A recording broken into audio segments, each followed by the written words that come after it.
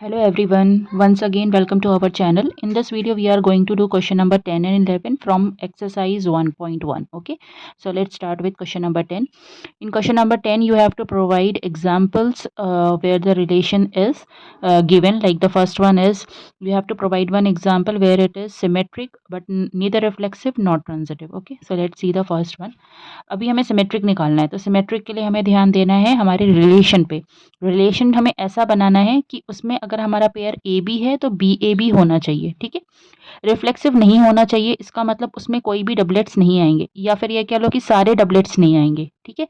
तो हमें जो भी हमारा सेट ए है उस पर ध्यान देना है। तो अगर ए हमारा 1 2 3 है तो 1 1 2 2 3 3 ये हमारे रिफ्लेक्सिव में नहीं होना चाहिए, रिलेशन में नहीं होना चाहिए, ठीक है।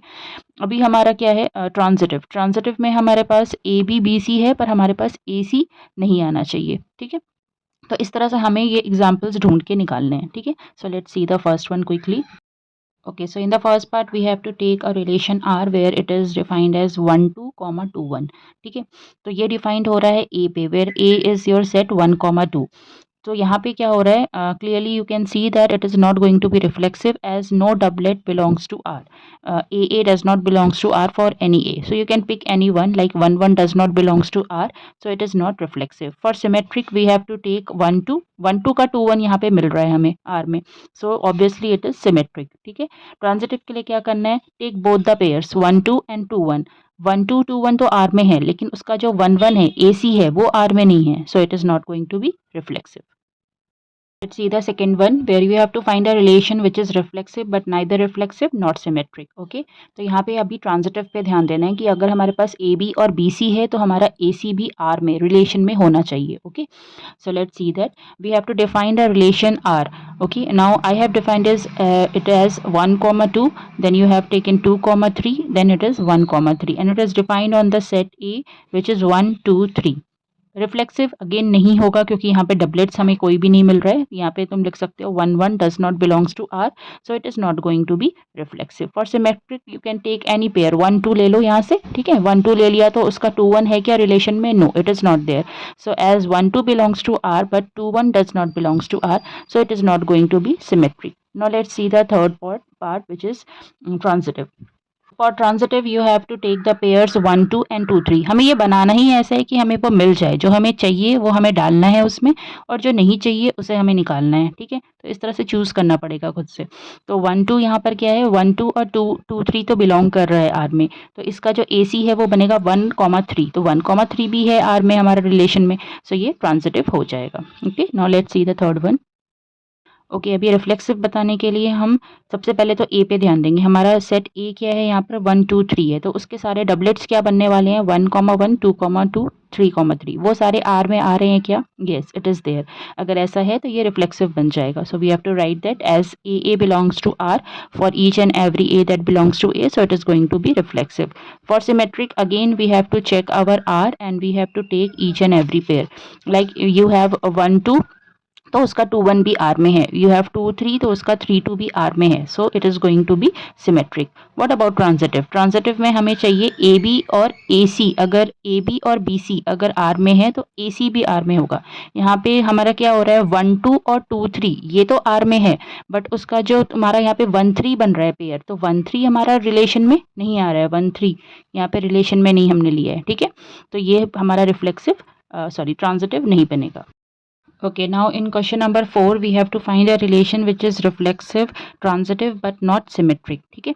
तो रिफ्लेक्सिव होगा उसके लिए सारे डबलेट्स आर में होने चाहिए, ठीक है। तो सेट ए पे ध्यान देंगे हम, like I have taken set A as 1 2 3, तो डबलेट्स क्या बन रहे हैं, 1 1 2 2 3 3, ये सारे हमें आर में लेने हैं। सबसे पहले तो ये ले लो। अब ट्रांजिटिविटी चाहिए। ट्रांजिटिव के लिए ध्यान देना है कि जो भी पेयर आर में होगा, अगर ए बी है और बी सी है तो उसका ए सी भी होना चाहिए। अब जैसे यहाँ पे 1 1 लिया है, तो अगर मैं 1 से स्टार्टिंग होने वाला कोई भी पेयर लेती हूँ, लाइक आई हैव टेकन 1 3, तो मुझे चेक करना है तो उसका ए सी 1 3 भी आर में होना चाहिए, हो रहा है। 2 2 लिया है तो 2 3 उसके साथ हमें 2 3 ही मिल रहा है, तो ये भी होना चाहिए आर में, ठीक है। तो इस तरह से हमें कंसिडर करना है। अब यहाँ पे 3 2 हम नहीं लेंगे, 2 3 का 3 2 बनेगा जो हम नहीं लेंगे क्योंकि हमें सिमेट्रिक नहीं चाहिए। 1 3 का 3 1 बनेगा, वो भी हमें नहीं लेना है क्योंकि हमें सिमेट्रिक नहीं चाहिए, ठीक है। तो इस तरह से ये रिफ्लेक्सिव बन जाएगा। क्यों? क्योंकि यहाँ पे सारे जो इसके डबलेट्स हैं वो आर में आ रहे हैं। सिमेट्रिक नहीं होगा क्योंकि कोई भी एक पेयर ले लो 2 3, उसका 3 2 जो है वो आर में नहीं है, तो रिफ्लेक्सिव नहीं होगा। ट्रांजिटिव के लिए you have to check all the pairs which are in R, like you have 1 3 और 1 1, ठीक है। यहाँ पे 1 1 और 1 3 है तो उसका बनेगा 1 3, 1 3 आर में आ रहा है, यस। फिर सेकंड है 2 2 और 2 3, तो 2 2 और 2 3 से क्या मिल रहा है, 2 3 आर में आ रहा है, तो yes. So it is transitive. तो ट्रांजिटिव बन रहा है, उसके लिए you have to check each and every pair in are.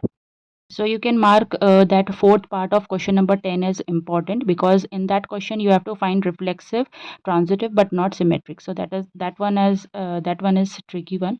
Now this is the fifth one is you have to find one relation which is going to be symmetric, transitive but not reflexive. तो reflexive नहीं होगा तो उसके लिए सारे doublets हमें R में नहीं लेने हैं, कुछ हम ले सकते हैं पर सारे नहीं लेने हैं, ठीक है। अब यहाँ पर सेट ए हमने क्या लिया है, it is 1 2 and our R is 1 2 2 1 and 1 1। तो ये तो देखो यहाँ पे इजी है, सिमेट्रिक शो करना है तो 1 2 है, उसका 2 1 भी है आर में, ठीक है। 1 1 का तो 1 1 ही होगा। ट्रांजिटिव के लिए क्या है, 1 2 है 2 1 है, तो उसका AC क्या बनेगा 1 1, वो भी है आर में, तो ये सिमेट्रिक भी बन रहा है, ट्रांजिटिव भी बन रहा है, पर रिफ्लेक्सिव नहीं बनेगा क्योंकि रिफ्लेक्सिव में हमारा ए जो है वो 1 2 है, तो उससे डबलेट्स क्या मिल रहे हैं 1 1 2 2, 2 2 is not in R, so that means it is not going to be reflexive. So this is how you have to find the examples. Okay, now let's see question number 11, in which set A is given, which is set of all points in a plane, and R is given by the set where PQ, the pair PQ, they are related if distance of the point P from the origin is same as the distance of the point from Q, okay, from the origin. सो ये coordinate planes की बात हो रही है, हमारे पास coordinate planes हैं, उसमें हमारे पास दो पॉइंट्स तब रिलेट करेंगे अगर उनका डिस्टेंस ओरिजिन से सेम होगा, ठीक है। So you have already studied this distance formula. यहाँ पर OP हम डिस्टेंस लेंगे और यहाँ पर OQ लेंगे, तो ये दोनों डिस्टेंस अगर सेम होता है, OP मान लो 5 यूनिट है और OQ भी 5 यूनिट है, तो इसका मतलब OP और OQ जो है वो R में हो जाएगा, OP is equal to OQ हुआ तो। और इसी को लेकर के हमें शो करना है कि ये रिलेशन हमारा क्या है, इक्विवेलेंस रिलेशन है, मतलब this relation is going to be reflexive, symmetric and transitive. So let's see one by one. Okay, so let's redefine our relation. Relation में बोला जा रहा है दो पॉइंट्स PQ तब रिलेट करेंगे जब वो ओरिजिन से उनका डिस्टेंस सेम होगा। तो हम इसी चीज़ को लिख सकते हैं कि OP, हमने O ओरिजिन को माना है और O की वैल्यू क्या होती है, कोऑर्डिनेट्स क्या होते हैं उसके 0 0, ठीक है। तो यहाँ पर PQ तब रिलेट करेगा जब OP is equal to OQ होगा और PO is equal to QO होगा, ठीक है। तो हमें रिफ्लेक्सिव बताना है, तो रिफ्लेक्सिव में हम क्या लेते हैं, डबलेट्स। डबलेट्स का मतलब PP, यहाँ पे हम लेंगे PP belongs to R। PP belongs to R कब होगा, जब OP is equal to OP होगा। तो OP is equal to OP मतलब लाइन ओवरलैप कर रही है, तो ये ऑब्वियस है OP is equal to OP होगा, ठीक है। तो that means PP belongs to R for every that point P that belongs to A. So it is going to be reflexive. What about symmetric? Symmetric के लिए you take any point PQ, ठीक है। अभी वहाँ पे अगर PQ तुम्हारा ये वाला पेयर अगर R में है, PQ belongs to R है, तो उसका मतलब क्या बनता है, OP is equal to OQ है। OP is equal to अगर OQ होगा तो हम उसको OQ is equal to OP भी लिख सकते हैं। OQ is equal to OP हो गया, that means the pair QP belongs to R। QP भी R में हो गया, तो इसका मतलब ये कैसा बन गया, सिमेट्रिक बन गया। Now for transitive we have to take two pairs, तो दो पेयर्स हम ले लेंगे, PQ belongs to R and QS belong to R। PQ R में है, रिलेशन में है, मतलब उनका डिस्टेंस इक्वल है, OP is equal to OQ हो जाएगा। वैसे ही QS R में है, तो क्या मतलब है, उसका डिस्टेंस भी ओरिजिन से सेम है, तो OS OQ is equal to OS हो जाएगा। अभी OP OQ के इक्वल है और OQ OS के इक्वल है, तो इससे क्या मतलब बन रहा है कि OP जो है वो OS के इक्वल हो जाएगा। OP और OS इक्वल हो गया, तो यहाँ पे क्या बन जाएगा, जो पेयर है PS वो R में हो जाएगा। तो हम देख सकते हैं कि हमारा पी क्यू आर में था, क्यू एस आर में था, तो यहाँ से हमें मिल गया कि हमारा जो पी एस है वो भी आर में है, तो ये रिलेशन कैसा हो गया, ट्रांजिटिव हो गया।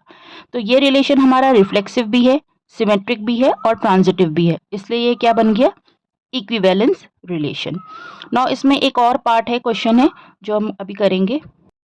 Okay, the next part that is attached with this question is you have to show that the set of all points related to the point P. P हमारा ओरिजिन नहीं है, ओरिजिन को छोड़ के बाकी कोई भी पॉइंट जो हमारा कोऑर्डिनेट प्लेन में है, उसके लिए हमें सेट ऑफ ऑल पॉइंट्स निकालना है जो कि P से रिलेट करेंगे, ठीक है। और वो हमें हमें क्या शो करना है कि वो जो हमारा सेट ऑफ ऑल पॉइंट्स बनेगा that is actually a circle which is passing through the point P with origin as centre. So that means जो तुम्हारा OP होगा वो रेडियस होगा और ओरिजिन हमें लेना है 0,0। Okay, so let's see this. Okay, so we will start this with let Q be a point which is related to P. अभी अगर कोई पॉइंट Q P के साथ रिलेट करता है तो उसका मतलब क्या है, वो हमारा रिलेशन में है, P Q belongs to R. और अगर पी क्यू आर में हो जाएगा तो उसका मतलब है OP और OQ का डिस्टेंस सेम है, तो OP is equal to OQ हो जाएगा। तो इस तरह के हमने सारे पॉइंट्स ले लिए हैं, Q, Q1, Q2, Q3 and so on. बहुत सारे पॉइंट्स हैं जो कि हमारे P के साथ रिलेट करते हैं, ठीक है।